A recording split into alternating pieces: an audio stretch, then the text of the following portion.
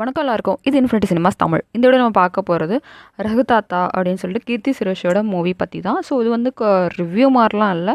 இந்த படம் எங்களுக்கு ஏன் ஒர்க் அவுட் ஆச்சு, எங்களுக்கு ஏன் பிடிச்சது அப்படிங்கிற மாதிரி ஒரு குட்டி டாக் தான். ஸோ ரகுதாத்தா வந்து தேட்டரில் வந்து ஓடிடிலையும் வந்ததுக்கப்புறம் தான் பார்த்தேன்னு நினைக்கிறேன். கிட்டத்தட்ட ரொம்ப நாள் கழித்து தான் பார்த்தேன். வந்து ஒரு 1 மந்த் கழித்து தான் பார்த்துருப்பேன். பட் அந்த இது வந்தப்போ அந்த சில டயலாக்ஸ்லாம், அதாவது கொஞ்சம் ஓடிடிக்கு வந்ததுக்கப்புறம் நினைக்கிறேன், இந்த சில டயலாக்ஸ்லாம் ஃபேமஸ் ஆக ஆரம்பிச்சிது. அவங்க அப்பா அதை தூக்கில் மாட்டியும் போய் சொல்லாதீங்க, போய் செய்யுங்க அப்படின்னு சொல்கிறது. அது மாதிரி அந்த ட்ரெஸ்ஸு போட்டுக்கிறதுக்கு ஏன் பொண்ணுங்களாம் அந்த மாதிரி ட்ரெஸ் போடக்கூடாதா அப்படின்னு கேட்குறது. அண்டு நான் ஒன்றும் அந்த மாதிரி பொண்ணு, நான் ஒன்றும் வழக்கமான பொண்ணு இல்லை அப்படின்னு சொல்கிறது. ஸோ அந்த மாதிரி நிறைய விஷயங்கள் வந்து இப்போ இருக்க பொண்ணுங்களுக்கு ரொம்பவே கனெக்ட் ஆகிற மாதிரியான விஷயம். ஸோ எனக்கு ரொம்ப கனெக்ட் ஆச்சு சொல்லப்போனால். அதாவது அந்த கயல்விழி பாண்டியன் இல்லையா, காப்பா. ஸோ காப்பா வந்து ஒரு மாதிரி ரெபலியஸான பொண்ணு அப்படிங்கிற மாதிரி காட்டுவாங்க. அண்ட் இப்போ இருக்க நம்ம எல்லாமே கொஞ்சம் ஒரு மாதிரி ரெபலியஸாக தான் இருந்துகிட்ருக்கோம், இருக்க வேண்டிய சூழ்நிலையில் தான் இருக்கும். ஸோ அந்த கேரக்டர் வந்து ரொம்ப நல்லா இருந்துச்சு. அதுவும் கொஞ்சம் முன்னாடி, அதாவது ஒரு என்ன சொல்ல, இந்த ஹிந்தி திணிப்பு, இந்த போராட்டங்கள்லாம் நடந்துகிட்ருக்க அந்த ஒரு டைம், ஒரு இந்த 80s 90s இல்லை 80s 70s நடக்கிற மாதிரியான ஒரு ஸ்டோரின்னு நினைக்கிறேன். ஸோ அந்த டைமில் பொண்ணுங்க படித்து அவங்க ஒரு வேலைக்குன்னு போகிறதே கொஞ்சம் குதிரை விஷயம் மாதிரி தான். ஸோ அப்படி இருக்க டைமில் இவங்க இன்னும் ரெபலியஸாக வேறு இருக்கும்போது அது என்னென்ன மாதிரியான ஃபேமிலிக்குள்ள என்ன மாதிரியான இதெல்லாம் வருது. ஸோ அவங்கள சுற்றி இருக்கவங்களை எப்படி அதுக்கு ரியாக்ட் பண்ணுறாங்க. அண்ட் மேரேஜ் லைஃப்னு வரும்போது அப்போ இருந்து அந்த ஆணாதிக்கம் இது. ஸோ அதெல்லாமே வந்து முடிஞ்ச அளவுக்கு ரொம்ப ஹார்ஷாக சொல்லாமல் ஒரு மாதிரி லைட்டாக கொஞ்சம் ஜோவியலாக அது மாதிரி கொண்டு போயிருக்காங்க. அதுக்கு சொல்கிறதுக்கு அழகாக இந்த ஹிந்தி திணிப்பு அந்த டைம் பீரியடை எடுத்துருக்கிறதுனால, ஸோ அந்த விஷயமே எப்படி இன்ஃப்ளூயன்ஸ் பண்ணுது. ஸோ அவங்க தாத்தா எம்எஸ் பாஸ்கர் வந்து தாத்தா கேரக்டரை ப்ளே பண்ணியிருப்பார். ஸோ அந்த தாத்தா பேத்தி இது அதுவுமே ரொம்ப நல்லா இருந்துச்சு. பார்க்கும்போது எனக்குமே எங்கள் தாத்தா ஞாபகம்லாம் அப்படியே வந்துச்சு. ஸோ தாத்தா எப்போவுமே ரொம்ப ஸ்பெஷல் தான்ல. ஸோ அது என்ன சொல்ல, அந்த மாதிரி கேரக்டர்ஸோட அந்த ஒரு வடிவமைப்புமே எனக்கு ரொம்ப பிடிச்சிருந்தது, நல்லா இருந்துச்சு. சொல்லப்போனால் ஒரு டாக்டர் மாதிரி ஒருத்தர் வருவார். அந்த டாக்டர் தான் நடுவில் நடந்த பெரிய குழப்பங்களுக்கு எல்லாமே காரணம்னு சொல்லலாம். சும்மா வந்துட்டு போகிற மாதிரி இருக்கும். ஆனால் என்ன சொல்ல, லாஸ்ட்டில் அந்த ஒரு இதெல்லாம் இது பண்ணும்போது, அதாவது அந்த உண்மையை வெளிக்கொண்டு வந்து சொல்லும் போதெல்லாம் சொல்லப்போனால் அந்த ஒரு கேரக்டர் தான் ஒரு மாதிரி கதையே ட்விஸ்ட் பண்ணி விட்டு கொஞ்சம் கதை இவ்வளோ தூரம் கொண்டு போகிறதுக்கே காரணமாக இருக்கும். ஆனால் சும்மா வந்துட்டு போன ஒரு கேரக்டர் மாதிரி தான் இருக்கும். ஒரு சின்ன கேரக்டர்னாலும் ஒரு முக்கியமான ரோல் இருந்துச்சு. அண்ட் மெயின் கேரக்டராக கீர்த்தி சுரேஷ் பண்ணியிருந்தது ரொம்ப நல்லா இருந்துச்சு. கீர்த்தி சுரேஷ் வந்து என்ன சொல்ல, எனக்கு கீர்த்தி சுரேஷ்னு ஃபீல் ஆகலை. அந்த நிஜமாகவே அந்த காப்பா, அந்த கயல்விழி பாண்டியன் கேரக்டரை நான் நிஜமாக பார்த்துருந்தேன்னா, அவங்க எனக்கு எந்த மாதிரியான ஒரு இம்பேக்டை ஒரு நிஜ லைஃப்பில் கொடுத்துருப்பாங்களோ அந்த இம்பேக்ட் எனக்கு ரொம்ப ஆப்டாக கிடச்சிது. நான்லாம் நடிகர் திலகம் பார்த்துட்டு அழுதேன், லிட்ரலாக அழுதேன், ரொம்ப ஃபீல் பண்ணேன். ஸோ அதுக்கப்புறம் ஒரு கீர்த்தி சுரேஷோட படம் எனக்கு ரொம்ப ஒர்க் அவுட் ஆச்சு, ரொம்ப பிடிச்சது அப்படின்னா அது இந்த படம் தான். நடுவில் சில படங்கள் ஓகே நல்லா இருக்காங்க அப்படிங்கிற மாதிரி இதாக இருந்துச்சு ஒழிய, என்னமா நடிச்சிருக்காங்கங்கிற அந்த ஒரு ஃபீல் எனக்கு வரலை. ஸோ இதில் வந்து நடிகர் திலகம்க்கு அப்புறம் எனக்கு பர்சனலாக எனக்கு இந்த மூவி ரொம்ப ரொம்ப ரொம்ப பிடிச்சது. அவங்க ஆக்டிங் அவ்வளோ நல்லா இருந்துச்சு. அண்டு நல்லா பொருந்தி போயிட்டாங்கன்னு சொல்லணும் அந்த கேரக்டருக்கு. அதான் நான் சொன்ன மாதிரி நேரில் பார்த்தா எப்படி இருக்கும் அந்த மாதிரி தான் இருந்துச்சு. அந்த ஒரு மேக்கப்பாக இருக்கட்டும், அண்டு அவங்க கூட வர அந்த எல்லாமே அந்த ஒரு மேக்கப் அந்த இதெல்லாமே நல்லா பண்ணியிருக்காங்க. ஸோ அவங்க வந்து நல்லாவே கீர்த்தி பாண்டியனோட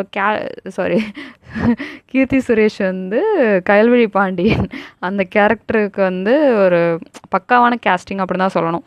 அதே மாதிரி அவங்க அம்மா அப்பா கேரக்டர், தாத்தா கேரக்டருக்கு எம்எஸ் பாஸ்கர், அண்ட் அவங்கள கட்டிக்கிறவராக வர அந்த இவர் இருக்கார் இல்லையா, செல்வம் இருக்கார் இல்லையா, அதை வந்து ரவீந்திர விஜய்ங்கிறவங்க பண்ணியிருக்காங்க. எனக்கு வந்து என்னடா இருந்தாலும் சம்மந்தமே இல்லாத மாதிரி இருக்கான் அப்படின்னு தான் ஒரு ஃபஸ்ட்டு ஒட்டாத மாதிரியான ஒரு கேரக்டராக தான் இருந்துச்சு. ஆனால் கதை போக போக அந்த கேரக்டர் வந்து நல்லா இருந்துச்சு. அண்ட் தேவதர்ஷினி வந்து அவங்களுக்கு ஃப்ரெண்டு மாதிரி வந்திருப்பாங்க. அண்ட் ராஜீவ் ரவீந்திரநாதன் அவர் வந்து மேனேஜர் மாதிரி வந்துட்டு சும்மா மொக்க காமெடி பண்ணாலும் கொஞ்சம் நாள் அப்பப்போ சிரிக்கிற மாதிரி பண்ணிட்டு போனார்.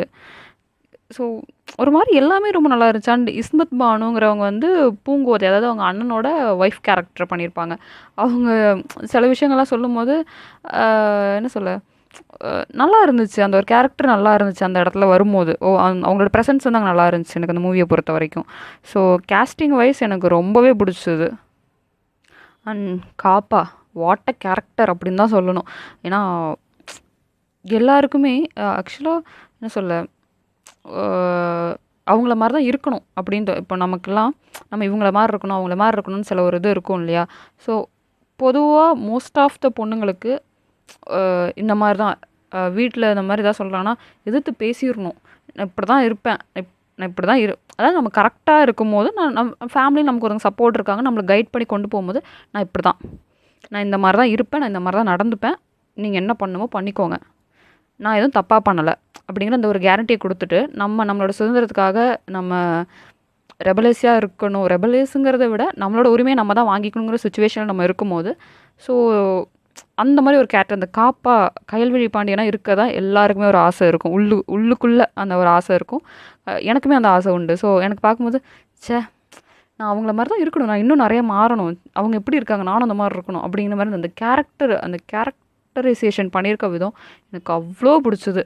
அவங்க அந்த டயலாக்ஸ் எல்லாமே அவங்க பேசுறது அண்ட் கீர்த்தி சுரேஷோட டோனில் அது இன்னும் நல்லாவே இருந்துச்சு சொல்லப்போனால். அதாவது அந்த டயலாக் டெலிவரி ரொம்ப நல்லா இருந்துச்சு.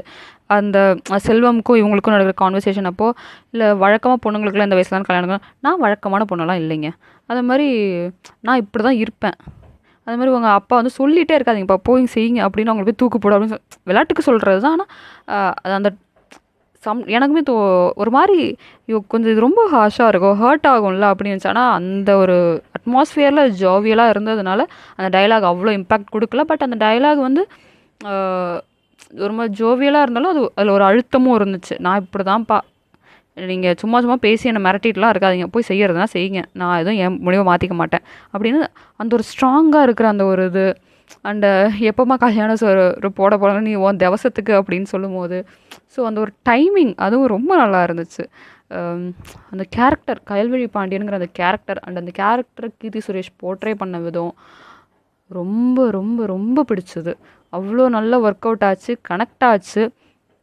அண்டு அது சொல்லுவாங்கள்ல சில நல்ல படம்லாம் தேட்டரில் பெருசாக ரெஸ்பான்ஸ் வாங்காதுன்னு, ஸோ அந்த மாதிரியான ஒரு படம் தான் அது.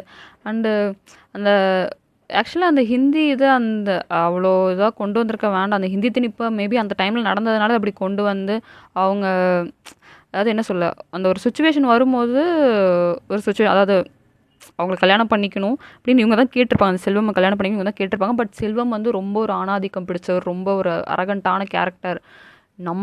நமக்கு அவர் செட் ஆக மாட்டார்னு தெரிஞ்சதுக்கப்புறம் அந்த கல்யாணத்தில் தாத்தாவுக்கும் இப்போ உடம்பு சரியில்லை, ஸோ தாத்தாவையும் ஹர்ட் பண்ணக்கூடாது, இந்த கல்யாணத்தை நிப்பாட்டணுங்கும் போது அவங்களுக்கு பிடிக்காத அந்த ஹிந்தி எக்ஸாமை எழுதுகிற மாதிரி ஒரு இது வரும். அண்ட் அது வந்து கொஞ்சம் ஒரு தேவையில்லாத பிளாட் மாதிரி தான் தோணுச்சு எனக்கு. பட் அதை வச்சு தான் அந்த கதையை ஒரு மாதிரி மூவ் பண்ணி கொண்டு போனாங்க. அந்த பேருமே அதை பேஸ் பண்ணி அந்த மாதிரி தான் இருக்குது. பட் அந்த பிளாட் வந்து அது தேவையில்லை, வேறு ஏதாவது நடுவில் வேறு ஏதாவது கொண்டு போயிருந்துருக்கலாம். அது அந்த கதைக்கு கொஞ்சம் ஒட்டியும் ஒட்டாமல் இருந்த மாதிரி, அதாவது ஒரு சில இடத்துல ஒட்டுச்சு, ஒரு சில இடத்துல ஒட்டலை.